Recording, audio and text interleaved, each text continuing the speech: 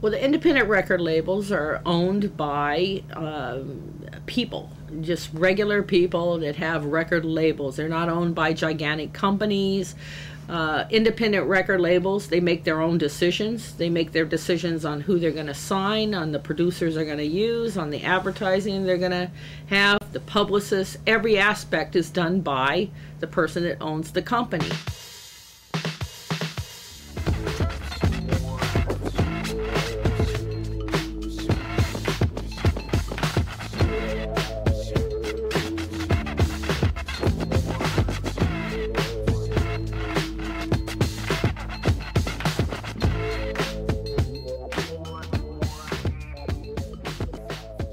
Ludacris, Wu-Tang Clan, Run DMC, Dr. Dre, E40, ICP, you know, all of these guys have sold so many records, and they started by just basically some of them selling out of the trunk of their car. Independent record labels, they make it to a certain point, and you know, if I can just live, like I don't need to be filthy rich, but if I can just live off music, then that's great. I'll be happy with that, you know. If you just getting out of high school, let's say, you go work for Burger King, it might sound a little corny. You go work for Burger King, go make your $5-6 an hour. But if you live at home and you save that money, you go buy a drum machine, a keyboard, maybe a computer, and learn how to use it and start making music, that's your biggest investment right there. After that, everything is pretty much gravy. Between me and him, we pooled the money to be able to buy, you know, condenser mics and mixers and whatnot. But before, I just record on a boombox if it had a mic, you know. If I got double tape deck, bam! I already had the computer, already can get the files to be able to run the music. I mean, you just have to want to put it out there. That's the only thing. Anybody has the money to do it.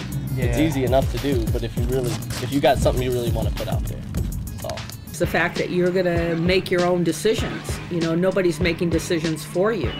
You know, but also, you know, when you do that, you know, it's all on you. The success is all on you. Being an independent is tough, but it's very rewarding because often you're going to make more money by being independent. When you go to a major, you know, there's a cost for distribution. That's the beauty about an independent label, when you're in total control of everything, of all the money, of all the ideas, the content, everything. That's big with us, and the fact that we've built our following already.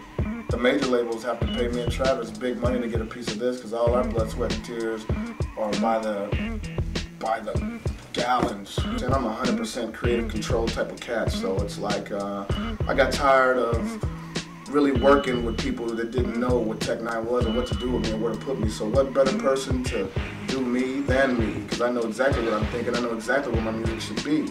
And I got with a guy just as crazy as me, Travis O'Quinn, and we've been doing strange music ever since.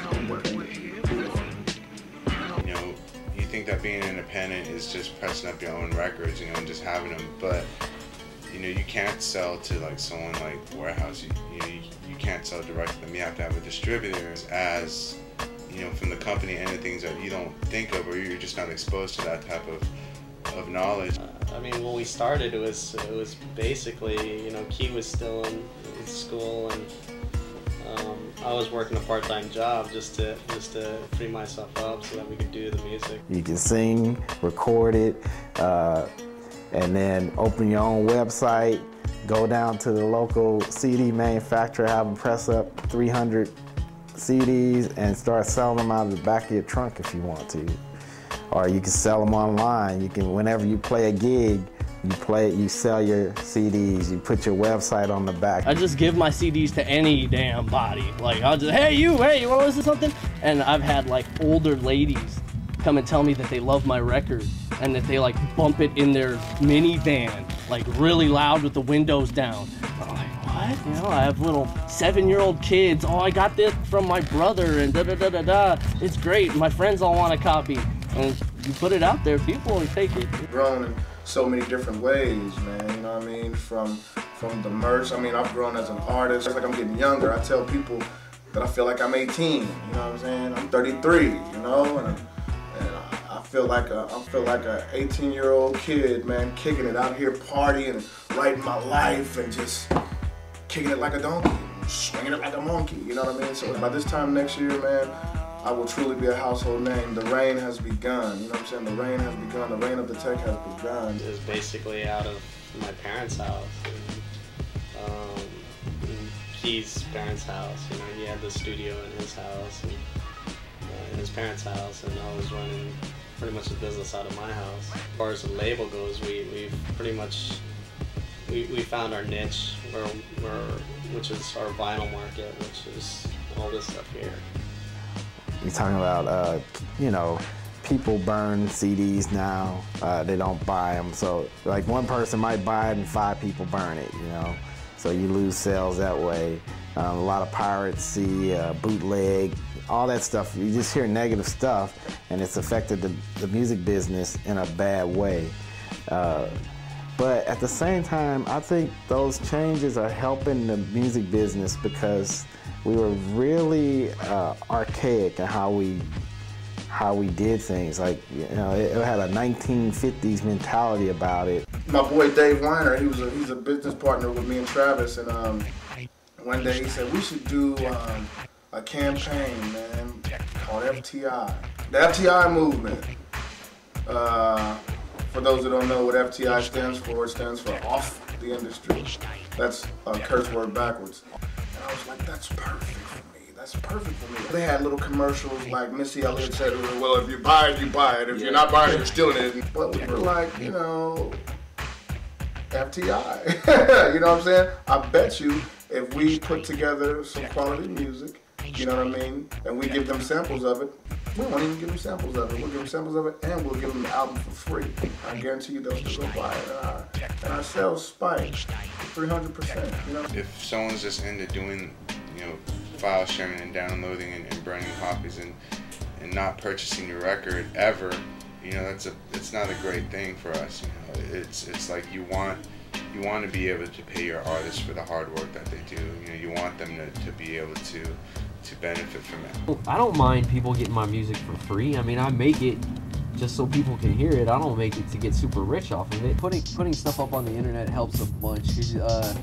Now we've got people that I talk to online that are really interested in our stuff and really looking forward to buying things. And this is like states all over the place, you know, like Wisconsin and Washington, like Texas, just like all kinds of states. There's at least 12 other states that I got at least one person that is really interested in our stuff, and that helps a lot because they tell somebody and then they tell somebody and you just get the word spread.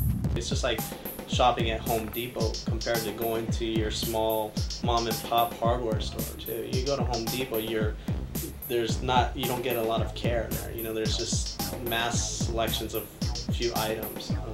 Where if you go to a small corner hardware store, you know, the workers there, the hub, be like, oh, I need a nut for the screw, you know, like they'll find you the exact screw. So like what we do is like we really like want to hear what each listener wants. I would say if you're trying to get into the indie business, and if you're an artist or if you're a guy or a girl just trying to start an independent label, I would say basically learn as much as you can about the business. You know, there's a lot of independent conferences that come around where they have training sessions. I would say get as many books as you can about the industry. There's tons of books that have been written on how to, you know, be in the music business, how to start your own label. You know, read up on all of that. Know this. Know that it's nerve-wracking. Know that you can get discouraged. But if you truly believe in your craft, keep pushing, no matter if you're broke or whatever. Do whatever you gotta do to keep pushing, because the outcome is insane. And all I can tell you is keep on keeping on. If you're gonna try to do this, know that it's insanity, man. Know that it's insanity, but if you truly believe, man, keep pushing. It will blossom.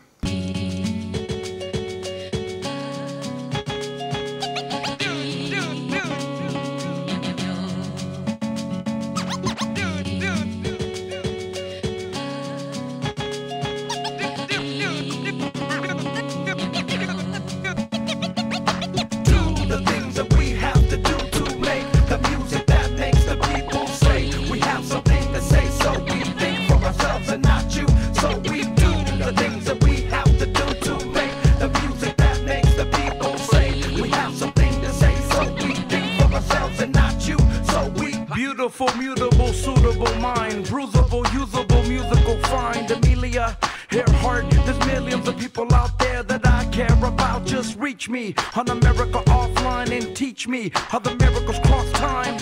I am your disciple. I print my prayers in circles and spin them in cycles. Remember that God isn't you, but remember that God isn't you. Create new ways to sing. It don't matter because I'm gonna keep doing it. I'm gonna be here. Be right here. You know, even on the spot for 20 years. You come back here, you want a record. I'm gonna be chilling.